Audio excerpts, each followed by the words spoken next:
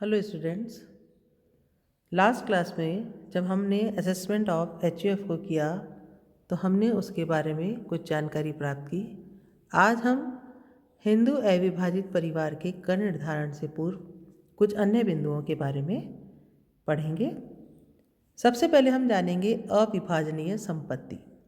मैंने आपको बताया था पिछली बार कि अविभाजनीय संपत्ति की आय जो है वो एचयूएफ की इनकम नहीं मानी जाती। तो आज मैं आपको बताऊंगी कि अविभाजनीय संपत्ति या इम्पार्शिबल एसेट क्या होती है, एस्टेट क्या होती है।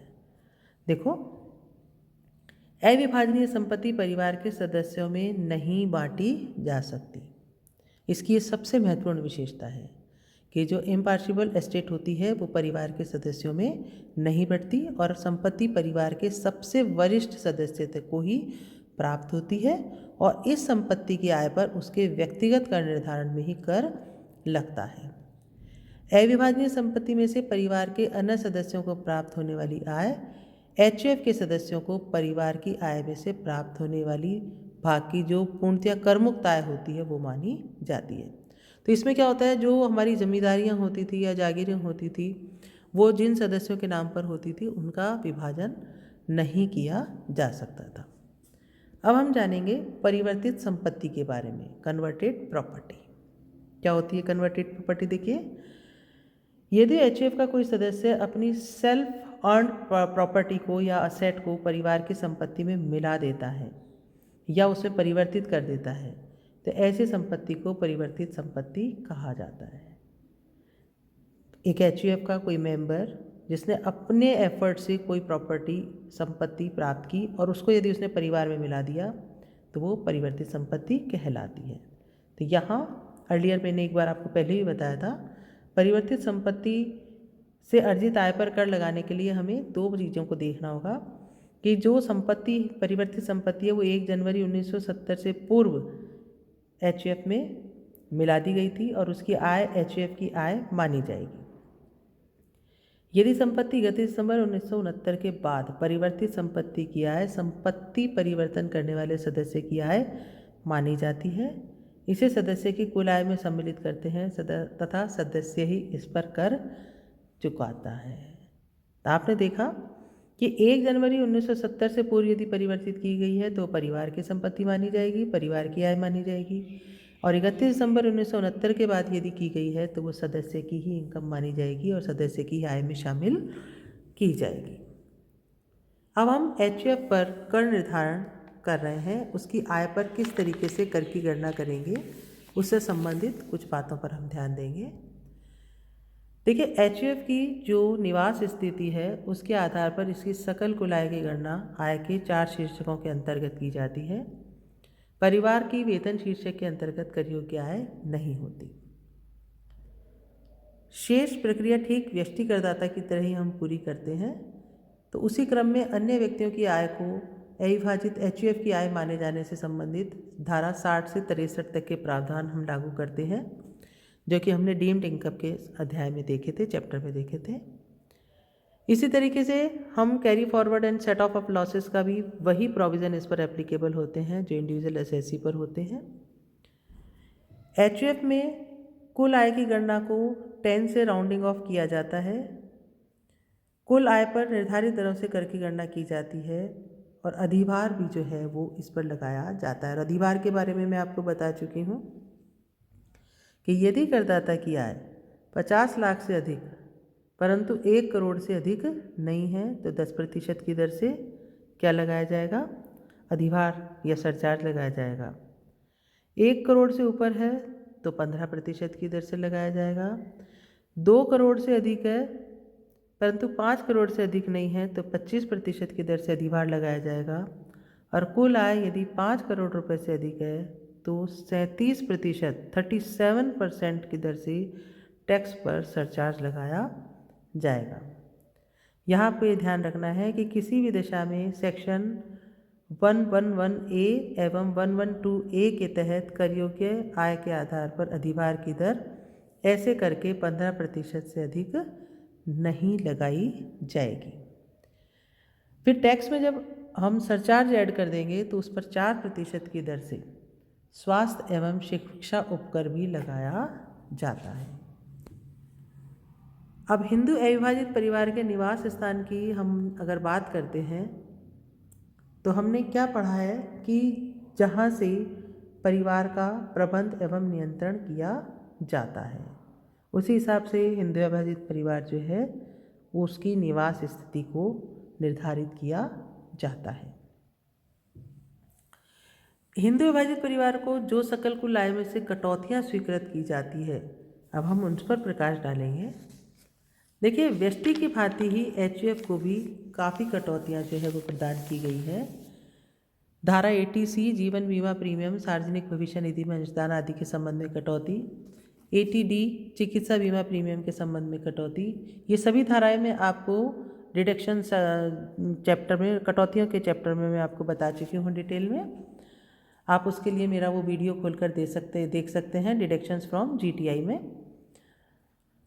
इसी तरीके से सेक्शन 80DD असमर्थ आश्रित की चिकित्सा एवं जीवन निर्वाह पर किए गए व्यय के संबंध में कटौती, 80DD कैंसर, एड्स जैसे खतरनाक बीमारियों के इलाज के संबंध में कटौती, 80G पुण्यार्थ दानों के संबंध में कटौती, 80GGA वैज्ञानिक अनुसंधान के दानों के संबंध में कटौती, 80GGC राजनीतिक दल के चंदों के संबंध में कटौती, 80IA ढांचागत सुविधाओं के विकास आदि में लगे हुए उपक्रमों के लाभों के संबंध में कटौती, 80IAB विशेष आर्थिक क्षेत्र के विकास करने के व्यवसाय की आय के संबंध में कटौती, 80IB ढांचागत सुविधाओं के विकास आदि को छोड़कर नवीन उपक्रमों के लाभों के संबंध में कटौती, 80IBA गृह निर्माण परियोजनाओं के लाभों के संबंध में कटौती, 80IC कुछ विशिष्ट श्रेणी के राज्यों में कुछ उपक्रमों के लाभों के संबंध में कटौती, 80IE पूर्वोत्तर राज्यों में कुछ उपक्रमों के संबंध में कटौती,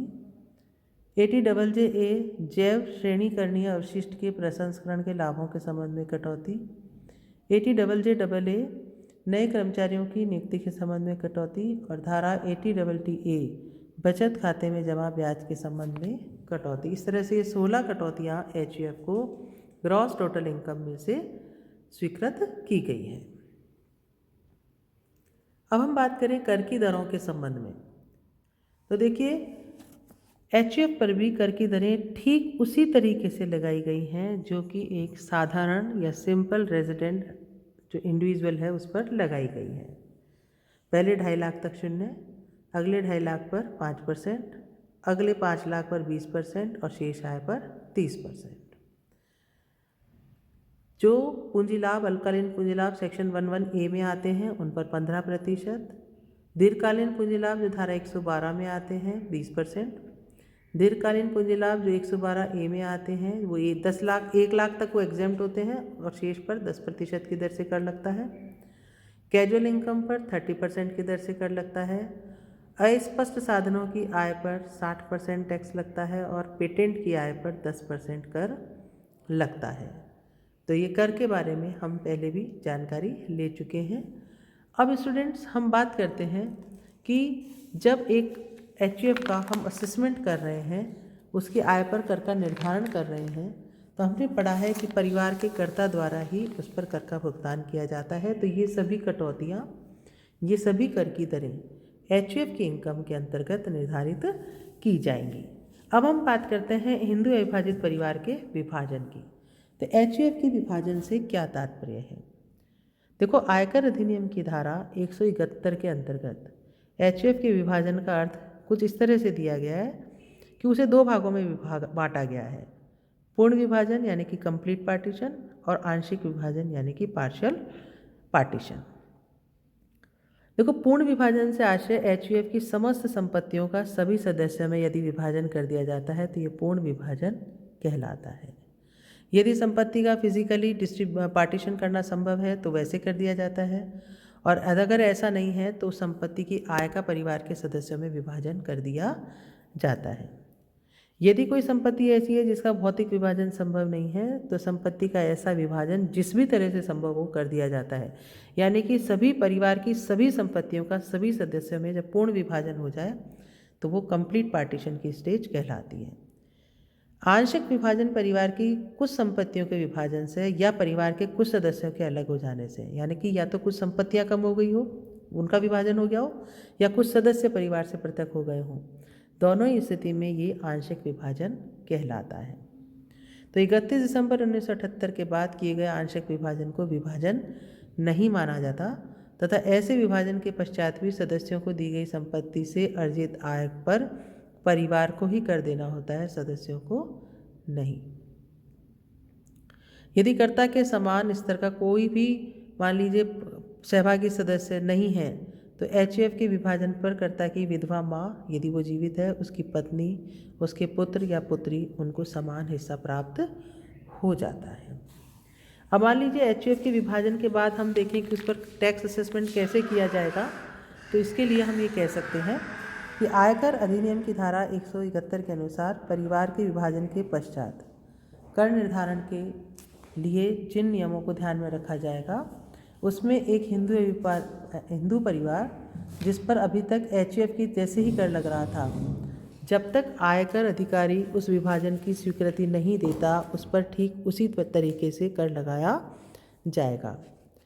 जब कर निर्धारण के समय किसी सदस्य द्वारा यह कहा जाए कि परिवार का पूर्ण अथवा आंशिक विभाजन हो चुका है तो आयकर अधिकारी परिवार के सभी सदस्यों को नोटिस देकर इस बारे में जांच करेगा। मान लीजिए जांच करने के बाद आयकर अधिकारी इस निष्कर्ष पर पहुंचता है कि परिवार का विभाजन हुआ है या नहीं। यदि हुआ है तो पूर्ण हुआ है या आंशिक हुआ है, किस तारीख को हुआ है, इन सभी बिंदुओं पर जब वह पूर्ण रूपेण उसको संतुष्टि होगी तभी वह मानेगा कि परिवार का विभाजन हुआ है। यदि आयकर अधिकारी ये मान लेता है कि विभाजन हुआ है और विभाजन गत वर्ष में हुआ है तो विभाजन की तिथि से पूर्व तक की आय पर एचयूएफ की तरह टैक्स लगेगा। इस प्रकार की आय पर आयकर चुकाने का दायित्व व्यक्तिगत एवं सामूहिक रूप से सभी सदस्यों का रहेगा। विभाजन के पश्चात होने वाली आय परिवार की आय नहीं मानी जाएगी बल्कि सदस्यों की व्यक्तिगत आय मानी जाएगी। और यदि विभाजन के बाद परिवार कई छोटे छोटे एचयूएफ के रूप में बन गया है तो प्रत्येक परिवार अपनी आय पर अलग से कर का भुगतान करेगा। तो यदि परिवार का विभाजन हो जाता है उस स्थिति में किस तरीके से परिवार की आय पर कर निर्धारण होगा उसके संबंध में इन नियमों पर ध्यान देना एक कर निर्धारण अधिकारी के लिए आवश्यक हो जाता है। धन्यवाद।